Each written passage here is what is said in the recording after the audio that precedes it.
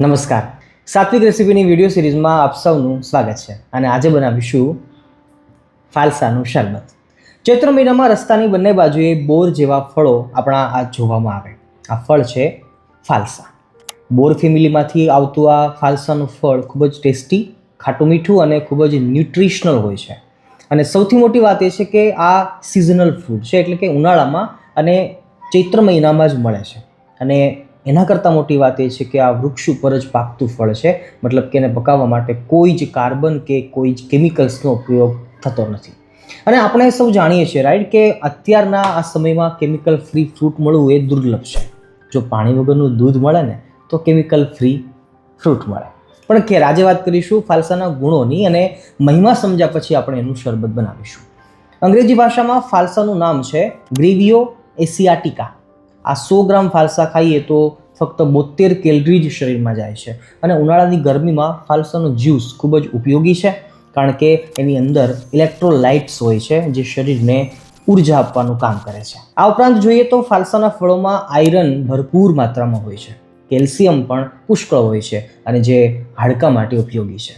અને એની અંદર ફાઇબર પણ છે, એટલે એ આંતરડા સાફ કરવાનું પણ કામ કરે છે. ટૂંકમાં કહું તો ફાલસા અથવા એનું જ્યુસ અઠવાડિયે 1-2 વાર જો ખવાય તો પણ શરીર માટે ખૂબ જ ગુણકારી છે. સ્વાદમાં ખાટા મીઠા ફળ જો સંચળ પાવડર છાંટીને ડાયરેક્ટ જ ખાવામાં આવે તો એનાથી બેસ્ટ બીજું કંઈ નથી. પરંતુ જો ઇન્સ્ટન્ટ એનર્જી કે ક્વિક એનર્જી જોઈએ છે, ક્યારેક ઘરથી બહાર જવાનું થાય, તડકો લાગ્યો છે, અથવા લાંબુ ટ્રાવેલિંગ કરવાનું છે, અથવા ગરમીમાં કામ કરવાનું છે, કે પેટમાં બળતરા થતી હોય છે, એસિડિટી વધી જતી હોય, તો ફાલસાનું જ્યુસ બનાવીને પી શકાય છે. અથવા સાથે પણ કેરી કરી શકાય છે. તો લાંબો સમય સુધી તરસ પણ નથી લાગવા દેતો. અને હા, ડાયરેક્ટ બોરની જેમ ખાવો છો તો એના બીજ કે ઠળિયા એ બિલકુલ પોચા હોય છે, એટલે એ ચાવી જાઓ તો પણ વાંધો નથી અને કાઢી નાખો તો પણ નુકસાન નથી. પછી કહેતા નહીં કે સ્વામીએ નહોતું કહ્યું. ચાલો હવે વિડીયો લાંબો થઈ જાય એની પહેલાં ફાલસાનું શરબત બનાવી દઈએ. ઓમ નમઃ શિવાય. પ્રિયજનો, 20 રૂપિયાના 100 ગ્રામ એ ભાવે અમે 50 રૂપિયાના અત્યારે 250 ગ્રામ જેટલા ફાલસાના ફળ લીધા છે. અને જેને સારા પાણી ધોઈ નાખી અને હવે એક વ્યક્તિ દીઠ અથવા તો 1 ગ્લાસ આપણે જ્યુસ બનાવવું હોય તો 1 મુઠ્ઠી આપણે લઈ શકીએ. ઇટ મીન્સ કે 50 કે 60 ગ્રામ જેટલા કદાચ થઈ શકે. તો આટલા 1 ગ્લાસ જ્યુસ માટે આપણે વાપરી શકીએ, કારણ કે આપણે આને ક્રશ કરવાના છે અને એનો વધારે આનો જ સ્વાદ લેવાનો છે. હાલ આપણે 3 ગ્લાસ કરવું છે તો 3 ગ્લાસ આપણે લઈએ છીએ. 2 અને 3. થોડુંક ખાટો મીઠો સ્વાદ હોય છે આનો, એટલે એ પ્રમાણે આપણે લઈ શકાય. વધારે ખાટું સ્ટ્રોંગ કરવું હોય તો વધારે આપણે માત્ર લઈ શકીએ, બાકી નેચરલ એટલી ચાલે છે. હવે સારા પાણી ધોઈ નાખ્યા છે આપણે, અને હવે સીધા જ આપણે મિક્સર જારમાં નાખી દઈએ છીએ. સ્વાદ અનુસાર સંચળ પાવડર છે, એમાં બહુ સારો લાગશે તો અડધી ચમચી, પોણી ચમચી સંચળ પાવડર નાખી દઈએ. આ છે ને દેશી સ્ટ્રોબેરી જેવું કામ આપશે. સ્ટ્રોબેરીનો જે ટેસ્ટ હોય છે ને એવો જ ટેસ્ટ આનો આવતો હોય છે. અને બહુ વધારે ખાટું લાગે તો પછી આપણે હેલ્ધી ગોળ નાખી શકીએ. ખાંડ મહેરબાની કરીને ન નાખશો એવી મારી વિનંતી છે. અને જેટલા ગ્લાસ આપણે જોઈએ છે એટલા ગ્લાસ આપણે પાણી સામે નાખી દઈશું. 1 ગ્લાસ,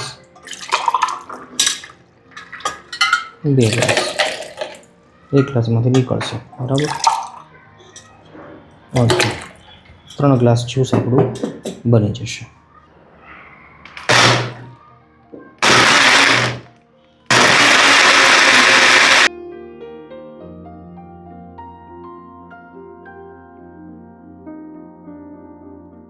ભક્તો, જ્યુસ આપણું તૈયાર છે. મેં પહેલાં કહ્યું છે પ્રમાણે આની અંદર ઠળિયા હોય છે ઝીણા ઝીણા, જે આપણે ગાળી લેવા જરૂરી છે, નહીંતર પછી મોઢામાં આવશે પીતી વખતે. અને હવે જે નીચે નીકળશે એ આપણું ઓરિજિનલ ફાલસાનું જ્યુસ છે. આપણે એને શરબત પણ કહી શકીએ છીએ. સારી રીતે ગાળી લઈએ, ચમચી ફેરતા જઈશું તો ઇઝીલી બધો જ રસ છે નીકળી જશે. અને એમ લાગે કે પલ્પ આ જાડો છે તો બીજી વાર પણ મિક્સરમાં નાખી શકીએ છીએ, કોઈ ઇશ્યુ નથી. બહુ જ હેલ્ધી અને ખૂબ જ ટેસ્ટી. તમે પણ ટેસ્ટ કરજો. અને સિઝનમાં 2, 3, 4, 5 વાર તો ફાલસા ખાવા જ જોઈએ. બોરની જેમ સીધા જ ખાઓ તો પણ વાંધો નથી, તો પણ બહુ ટેસ્ટી લાગે છે સંચળ પાવડર છાંટીને. પણ જો આવી રીતે જ્યુસ કરવું હોય તો પણ ચાલે છે.